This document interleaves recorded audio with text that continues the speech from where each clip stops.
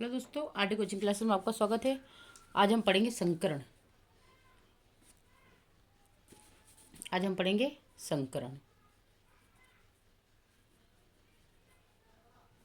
Hybridisation.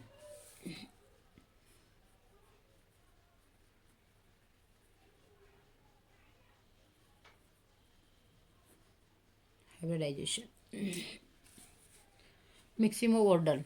सबसे पहले हम पढ़ेंगे, क्योंकि संकरण क्या होता है, एक मिक्सिंग होता है, कुछ नहीं। क्या होता है? Mixing of order.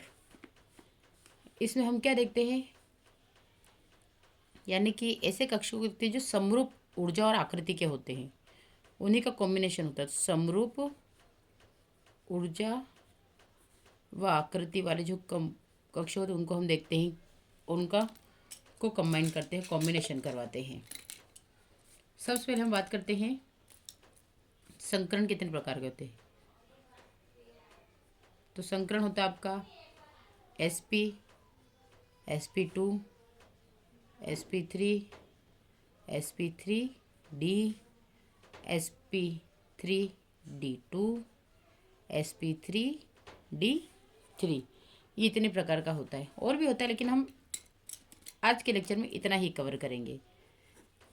सबसे पहले हम sp की बात करते हैं कि sp किस किस से बनता है। तो जो sp होता है, क्योंकि हम दिख रहा है एक s और एक p का कॉम्बिनेशन है, तो हम क्या बोलेंगे कि एक s और एक p कक्षक, समान ऊर्जा और समान आकृति के कक्षक आपस में कॉम्बिनेशन करके क्या बनाते हैं, दो संकृत कक्षक का निर्माण करते हैं। दो संकृत कक्षक का निर्माण। और इसकी जो आकृति होती है कैसी होती है, तो रेखीय होती है। इसकी आकृति कैसी होगी, रेखीय होगी, रेखीय आकृति। फिर सेकेंड होता है आपका sp2। अगर इसकी बात करें तो एक s का और दो p के कक्षक आपस में कॉम्बिनेशन करते हैं, तो देखो 2 और 1 3 हुआ, तो हम क्या लिखेंगे, 3 कक्षक बनते हैं। कितने कक्षक बनते हैं? 3 कक्षक बनते हैं।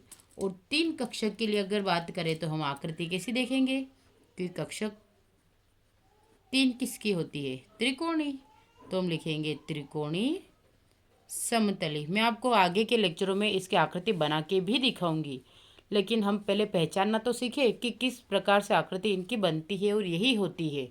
ठीक है, तो कैसी आकृति होगी इसकी, त्रिकोणीय समतलीय होगी। फिर तीसरा आता है आपका, क्या आता है, अभी हमने देखा क्या था, sp3 की बात करते हैं। तो तीसरा है आपका sp3 संकरण। अब sp3 संकरण में एक s कक्षक और 3 p कक्षक आपस में कॉम्बिनेशन करके कितने, 4 नए कक्षक बनाते हैं। कितने बनाते हैं? 4 नए कक्षक बनाते हैं। तो 4 नए कक्षक के लिए इसकी आकृति कैसी हो जाएगी, कैसी हो जाएगी, 4 मतलब चतुष्फलक। चतुष्फलक क्या होगा, चतुष्फल की ये होगी। अब अगर चतुष्फल की 4 के लिए तो 1s 3p, 1s 3p, 3p 1s, मतलब 4 कक्षक। 4 कक्षक मतलब चतुष्फल की है। आया समझ में यहाँ तक? ठीक है। अगर फिर भी कोई डाउट रह जाता है तो आप कमेंट कर सकते हैं। उसके बाद आता है आपका, हमने sp पढ़ लिया, sp2 पढ़ लिया, sp3। अब आता है हमारा sp3 को एक d के साथ में कॉम्बिनेशन करते हैं, तो आपका आता है 1s 3p और एक आ जाएगा आपका 1d कक्षक। अब ये कक्षक कितने बना रहे हैं कॉम्बिनेशन करके, तो 1 3 4 और 1 5। तो हम क्या लिखेंगे, 5 कक्षकों का निर्माण। लेकिन 5 कक्षक कैसी को आकृति बनती नहीं है, तो हम क्या लिखेंगे कि 3 + 2 ये 5 बने। और 3 + 2 के लिए हम क्या बोलेंगे, अगर इसकी आकृति की बात करें तो ध्यान से समझना, क्योंकि यहीं पे लफड़ा आपका मेन फंसता है। 3 और 2 5, तो 3 के लिए हम बोलेंगे त्रिकोणीय। याद रखने का तरीका बता रही हूँ, त्रिकोणीय। और 2 के लिए द्विपिरामिड। क्या बोलेंगे? द्विपिरामिडीय। आया समझ में? त्रिकोणीय द्विपिरामिडी, तो 5 के 2 टुकड़े करो, 3 और 2, तो त्रिकोणी द्विपिरामिडी बनता है। फिर अगले की बात करते हैं। एक एस का, 3 पी के और 2 डी के। तो इसके लिए हमारा क्या आ जाएगा? 1 एस आ जाएगा, 3 पी आ जाएगा और 2 डी कक्षक आ जाएंगे। कितने आ जाएंगे? 2 डी कक्षक। तो 1 3 5 4 और 2 6, तो कितने बने? 6 कक्षक। और आपको ये 2 ही चलाना है, सिंगल नहीं चलेगा आपका। अब इसके ऐसे टुकड़े करो। अब तो आ गया होगा आपको समझ में। तो हमने 6 के टुकड़े करे, तो एक 4 में और एक 2 में। ये हमारा बन गया 4 और 2 का कॉम्बिनेशन। अब हम आकृति भी 4 और 2 के हिसाब से ही देंगे। अब 4 और 2 के हिसाब से हमारा 4 को हम क्या बोलते हैं? अगर आकृति की बात करें तो 4 के लिए हम क्या बोलते हैं? वर्गाकार।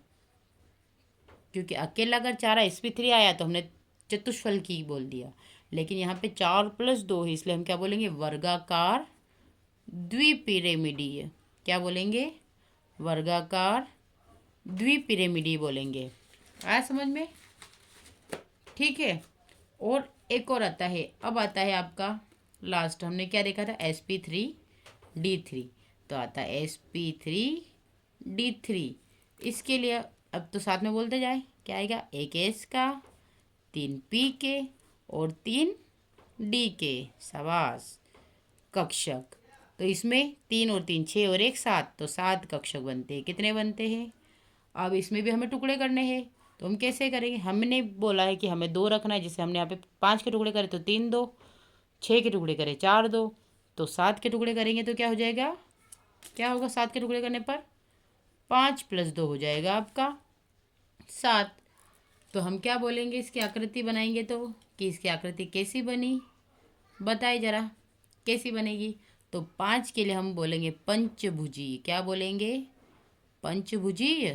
और क्या बनेगा? 2 के लिए हम क्या बोल रहे हैं? देखो, इसमें बोला हमने द्विपिरामिडी, इसमें बोला द्विपिरामिडी, इसमें क्या बोलेंगे? द्विपिरामिडीय। आया समझ में? क्योंकि 2 पिरामिड बनेंगे, तो हमारा ये क्या हो गया? द्विपिरामिडीय। अब हम इसके आगे, क्योंकि आपको ये अच्छे से समझ में आ गया है, अब इसी के साथ में इसी से जुड़ता हुआ एक और कर लेते हैं हम, वीबीटी। वीबीटी आप सभी लोग जानते हैं अच्छे से क्या होता है, ज्यामितीय संरचना को बताता है। ठीक है, तो वीबीटी के बारे में भी हम पढ़ लेते हैं।